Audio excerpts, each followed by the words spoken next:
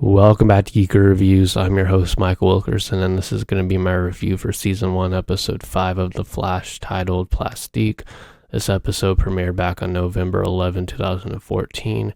It opens with Barry, Cisco, Caitlyn, Iris, and Eddie all hanging out at a bar. It's really nice to see everybody outside of their normal police department, Star Lab sets that we're used to, the jitter sets, all that kind of thing. It's just kind of nice to see all of them hanging out. So a funny thing that they really bring up this episode is that Barry cannot get drunk, but it is something that if you know the comics, it is similar to Superman in the sense that Superman can get drunk on a planet with a yellow sun. Same with Supergirl. The Flash is no difference. He honestly can't get drunk because of metabolism and super speed. Caitlyn wants to run a test on this. Obviously, this is their one character trait, which is really funny. She's a doctor, so of course she gets excited by something like this. She wants like a urine sample or something. I don't know what she wants, but it's really funny that they give her these like quirky kind of things that she's really excited about. It's really nice to see, again, all of them hanging out outside of their normal situations, but it is interrupted once Eddie gets a ping from somebody that there is a window washer that's going to fall. Everybody ends up leaving there separately. Barry ends up running down there to try and save him. He asks Cisco and Caitlyn how far he would have to go to run up a building to catch him. He asks them if he could do this like Roadrunner cartoon type thing of stacking a bunch of mattresses and having him fall down, which is not really the safest option. Barry, he's still gonna fall. I get the mattress would like support his fall, I guess, and like protect him from like having any back injuries or whatever, I guess, but still not the safest option. You could literally just run up the building and save him. So he basically just has to run up the building really fast and maintain his velocity running down. It's a nice little action sequence to kick off the episode. Barry sees Iris at the window washer, at the building where the window washer is going to fall, and he has to basically protect his face this episode from her. So he does this like vibrating thing.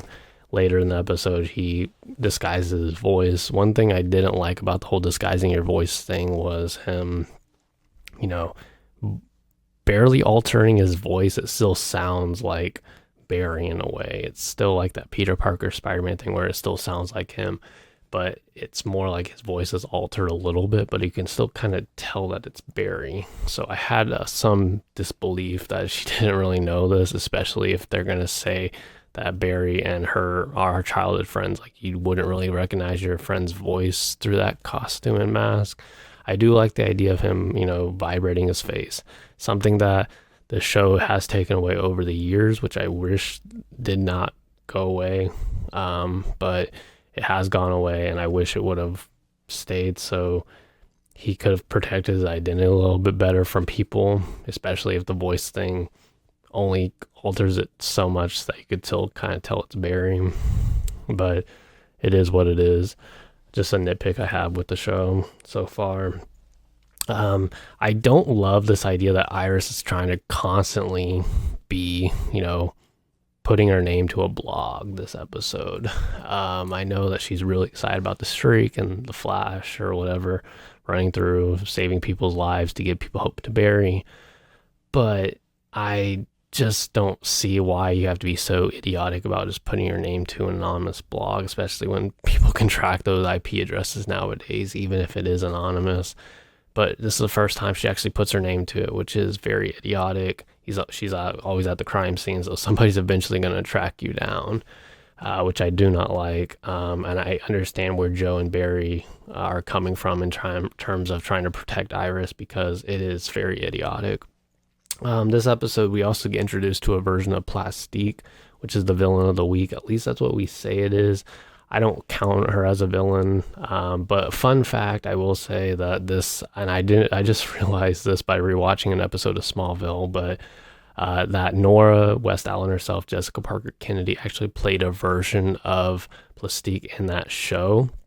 I don't know if that was Bette Sansuzi or if it was a different version. I think it was a different version of it in Smallville, but I rewatched it and I saw her and I was like, that's Barry and Iris's daughter from The Flash, and she's in Smallville. So she's apparently been around for a while.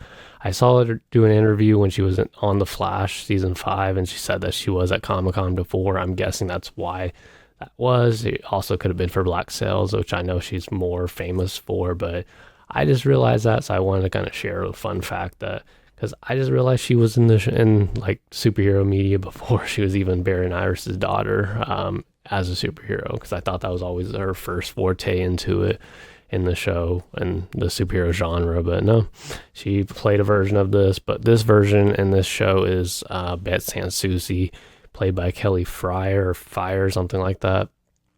She's basically on the run from General Wade Eiling, as he is very interested in her, weaponizing her as she is like a human bomb that anytime you touch her, things explode. I really did like her this episode because it gives her an identity of her just working with the army, being that kind of sheepdog to lab rat to Eiling, a guy that just avoids consequences at all costs and is the bigger man. He's obviously the general. He has people do his dirty work for him, going after this asset. She's one of theirs. She has this like very complicated with interesting dynamic with Eiling. And I really felt bad for her this episode. She was always being used and all that, which I do not like, those types of people that end up using people. And I could tell why she would want to like take Eiling out.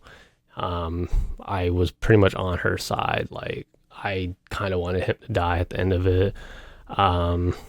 But yeah, I mean, so she presents this interesting dynamic between like her and Barry this episode as well, where she asks like the idea of, if you could go back and not be a metahuman, would you? And it's something that's different that I haven't really seen from the Flash universe, or at least at this point in the show, like asking people, would you want to even be a metahuman? They do the whole cure thing in season 5 with, people and debating if they would want to keep their superpowers or whatever if you're a metahuman, which I do like, but this is the first time in this show where we actually see somebody questioning being a metahuman, which I appreciate. So she's not really like the whole like villain of the week that you would assume. Like, she's not wreaking havoc. She accidentally got like shrapnel in her and it fused with dark matter from the particle accelerator and caused her to become something that could just blow people up. And she's not really like hell-bent on destruction. In fact, she wants to do the opposite. She wants to like save lives and that kind of thing. That's why she was part of the military and that type of thing, which I do appreciate. It gives it some interesting dynamics. That's not just somebody that's gonna like be hell-bent on destroying the city, because we have seen that many times before this season. I'd say like I think the only like negative I would say is probably Iris like putting her name on a journalistic, like a anonymous blog this episode. I think that was very idiotic. I do think that Wade Eiling, I don't like that. Like, he's just using Bette this episode. He's like a man of power. He's using like military people to fetch people or fetch his asset and her, which I don't love. I have a whole like, opinion on him, on like military troops and superhero media. It's like Cops. I don't love it, just because like, if she's that important of an asset to you, like, why don't you just go get her yourself and not have your men do the dirty work? I don't really understand that aspect of it. I know that like he's a man of power and it's his job to tell people what to do, but I don't love that character aspect of it. I wish he would just like go after her herself. I think it would have been a more interesting dynamic between them two, especially because she actually ends up going after Eiling and the military at the end of it at the waterfront. And it makes such a tragic story by the end of it. Like, she literally just gets thrown in water and blows everything up, and Barry has to outrun her. I did wonder though, like, they did show like a couple shots with people on boats and stuff like that, which or in the water and stuff like that, and buoys and just whatever's like in the lake or water or whatever, and then there's like a bridge or whatever that's over it. And it was very convenient that this whole blast did not, hit those people on the, on the boats or on the bridge or anything. Like, it was all contained within a certain amount of radius. So I was curious as to, did any of those people actually survive, or were they just like forgotten about once? Because it's something that you kind of have to suspend your disbelief and ignore the questions with it. But it is a question I did have when you're setting up like an action sequence of somebody sacrificing themselves. Like, you have to focus more on the emotional aspect of that versus like, oh, well, these other people are going to die. But it is something that made me question it. But overall, I would say I did like this episode as much as I did like Wentworth Miller's Captain Cold last episode and grounding the world with just the guy with a gun. This episode returns to the more metahuman of the week formula again. I think from here on out, a majority of the episodes, they are metahumans now, outside of, Wentworth Miller's Captain Cold this season, but which is a shame. But another thing I guess I will tease is that Grodd was shown this episode briefly, which I was surprised by. Wells and Eiling did have a interesting past where basically Eiling contracted for Star Labs about 10 years ago. We actually get a flashback about 5 years ago with Eiling and Wells, like Wells actually stopping Eiling from experimenting on Grodd by the end of it. But he basically contracted for about him for 10 years ago or whatever. I would have loved to seen a little bit more of their backstory this episode, but I don't know what else more he could have done, so I understand why they didn't go into it too much. But it was nice to see Grodd come in at the end of it. I was surprised that they did it that early, especially given I know he is a very expensive special effect to bring on to a show like this.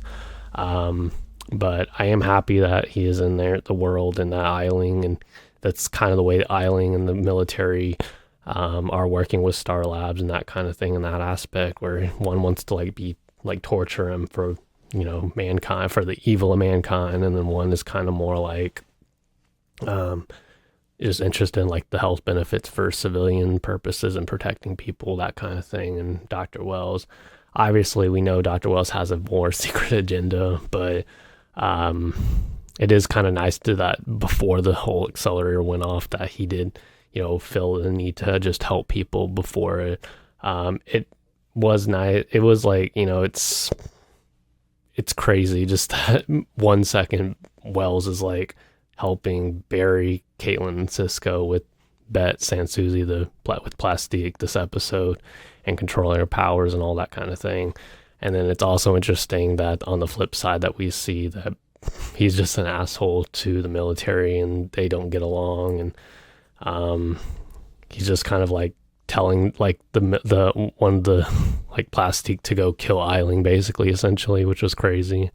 But yeah, the biggest reveal to this episode, I guess, with Plastique is that she didn't none of there was no how should I put this, medical treatment to try to cure her from her shrapnel. None of the technology was invented in this time yet for her to get the bomb out of her, the shrapnel, I should say, out of her, so she could stop being a living bomb, that kind of thing.